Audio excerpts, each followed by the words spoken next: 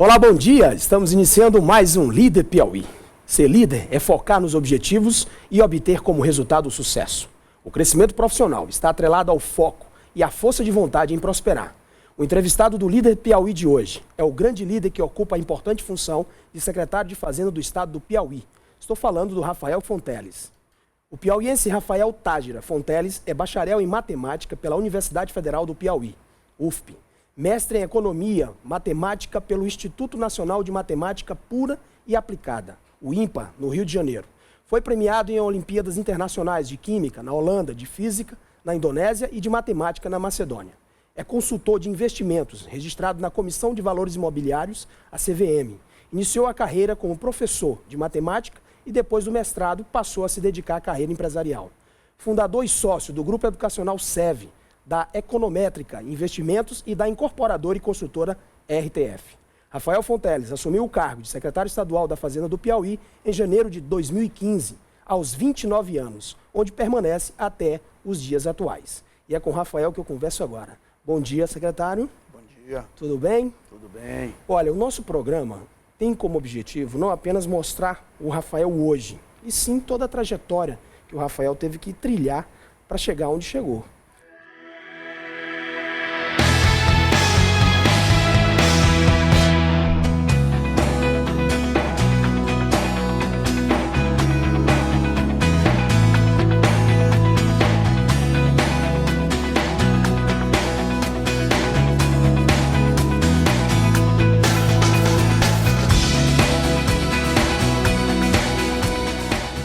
A gente sabe que alcançar um posto, como você hoje está no estado do Piauí, não é fácil.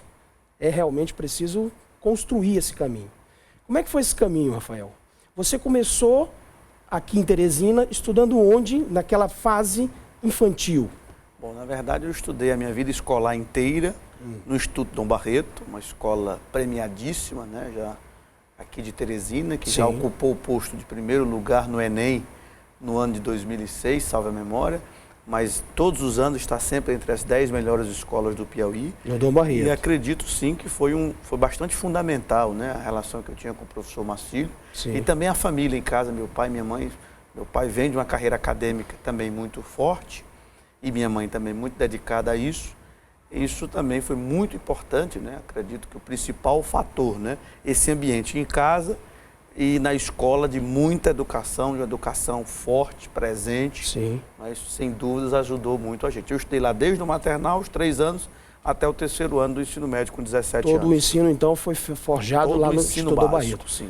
Nós sabemos que grande parte dos alunos do Dom Barreto buscam a medicina. Sim. Por que a matemática?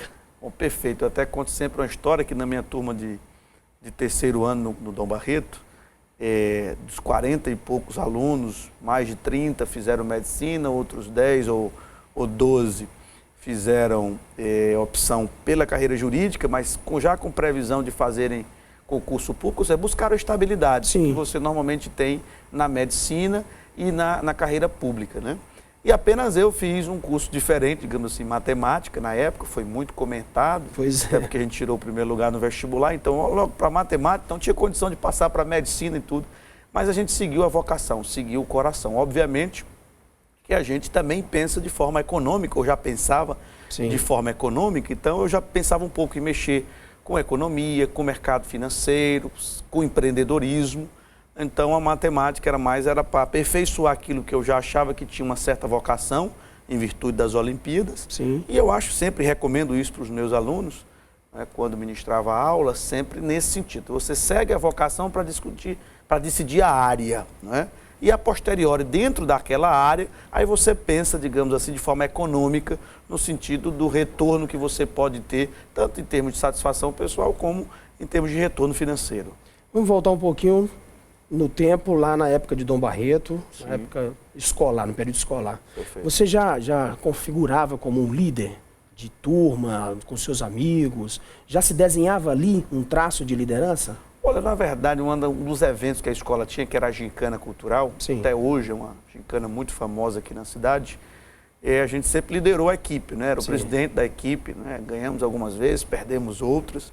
E isso é um exercício, inclusive a gente estimula hoje no SEV, que é a nossa escola, também porque é um dos principais exercícios para amadurecimento, né? Sim. Essa questão dessa competição saudável, ninguém brigava, não lutava, não era por dinheiro, era só para simplesmente ganhar a gincana da equipe e do outro. participar daquelas reuniões extra-classe, aquelas atividades, eram provas inteligentes, não eram provas apenas da maior melancia, do maior pé, por exemplo, mas era realmente uma gincana cultural que buscava resgatar as coisas de Teresina. Então aquilo foi muito importante na formação do meu perfil, nessa formação inclusive do empreendedor que eu pude me tornar a posteriori, em virtude de você já ter essa questão da organização, da liderança, da coletividade, de você lidar com a vitória e com a derrota. Isso tudo foi muito importante, tão quanto a formação puramente acadêmica que nós tivemos na escola, na faculdade depois. Toda essa sua preparação foi aqui no estado do Piauí. Você, obviamente, como um empreendedor, você começa a olhar outros mercados.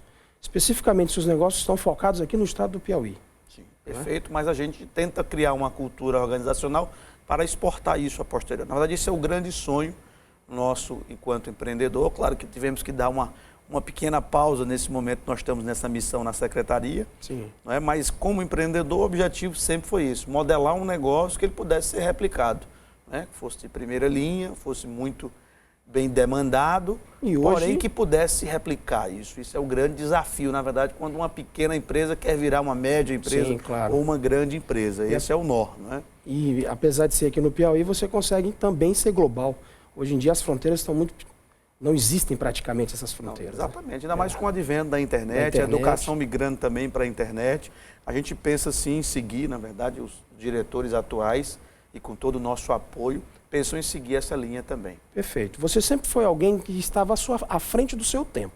Eu me lembro muito bem, uma época em que você pensou em algo aqui para o Piauí, a questão de leilões pela internet, usando a tecnologia. De onde que vem essa vontade de ir além, de buscar algo a mais? Olha, na verdade, a gente tem dentro da gente sempre aquele espírito questionador. Sim. Por que em tal estado pode surgir tal empresa?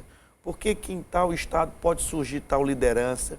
E às vezes a gente olhar aqui como o Piauí como mais um estado que também tem as suas possibilidades. Então essa ousadia é que talvez seja o passo além que a gente tem dado, junto com vários outros empreendedores, para estar questionando isso e trazendo o que tem de bom ou o que tem de sucesso fora do país, não Sim. só fora do estado, e trazer aqui para o Piauí e começar às vezes no Piauí. Eu lembro muito bem também que a gente montou a primeira empresa de bolsa de valores aqui no estado do Piauí, que não era nenhuma novidade em São Paulo, no Rio, mas era novidade aqui. Sim. Então a gente começa a se questionar, olha, aqui também não tem pessoas querendo investir do mesmo jeito que tem nos outros estados, por que não ter uma empresa local? Até porque o conhecimento, ele se pulverizou no mundo.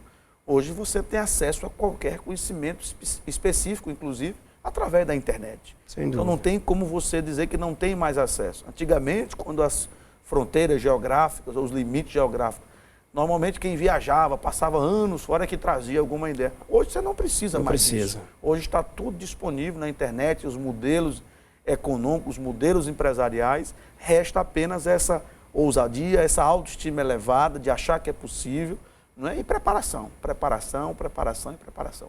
Perfeito. Rafael, você é um empreendedor, como já falamos, né? Eu quero saber um pouquinho mais sobre o que é que representa ser um empreendedor no estado do Piauí.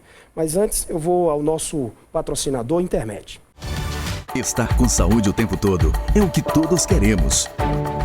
Para trabalhar, para produzir, para divertir, para viver. O Intermed sabe disso e oferece a melhor solução e plano de saúde empresarial, com carência zero para grupos a partir de 30 pessoas. Intermed Empresarial. Colaboradores cheios de saúde o tempo todo. 3230-7700. Então, Rafael, ser empreendedor no Piauí, o que significa isso? Bom, de fato, o Piauí ainda não tem um ambiente de negócios tão favorável. Esse, inclusive, é um desafio do poder público. Eu, como secretário de Fazenda atualmente, a mando do governador Wellington de temos tentado, digamos assim, facilitar a vida. É uma missão árdua você está aí nas mãos. É uma missão muito difícil, ainda mais nesse tempo de crise econômica, e às vezes você está mais preocupado com o curto prazo. Mas Sim. Nós não deixamos de lado essa melhora que a gente quer deixar no ambiente de negócio do estado do Piauí. Isso envolve diversos órgãos do estado, da prefeitura, não é? Até uma estratégia de comunicação social importante nessa linha de você criar mais empreendedores e empreendedores mais profissionalizados, que é um segundo desafio. Sim. Às vezes você tem a vocação do empreendedorismo aqui no estado, e eu até acho que nós temos. Né? Normalmente, quando você tem essa necessidade, muitas vezes, de sobreviver, um estado pobre, naturalmente surgem esses empreendedores. A necessidade, até pela necessidade. O passo seguinte é que eu acho que a gente peca um pouco e tem que melhorar, que é essa profissionalização dos empreendedores do estado do Piauí. Isso envolve o poder público, envolve o Sistema S. Né?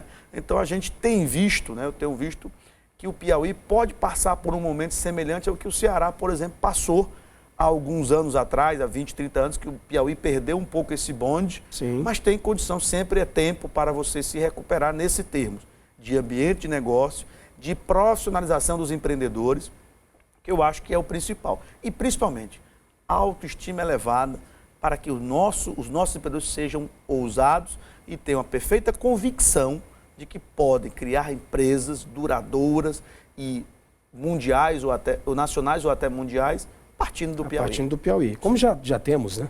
Já temos algumas. Como nós já temos. Eu não sei se você já ouviu, eu ouvi algumas pessoas comentando, até comparando você com o Jorge Paulo Lema do Piauí. Você já ouviu essa comparação? Não, mas fico muito satisfeito porque eu sou um admirador do Lema, da história dele. Sem dúvida nenhuma, uma estratégia de sucesso que realmente merece...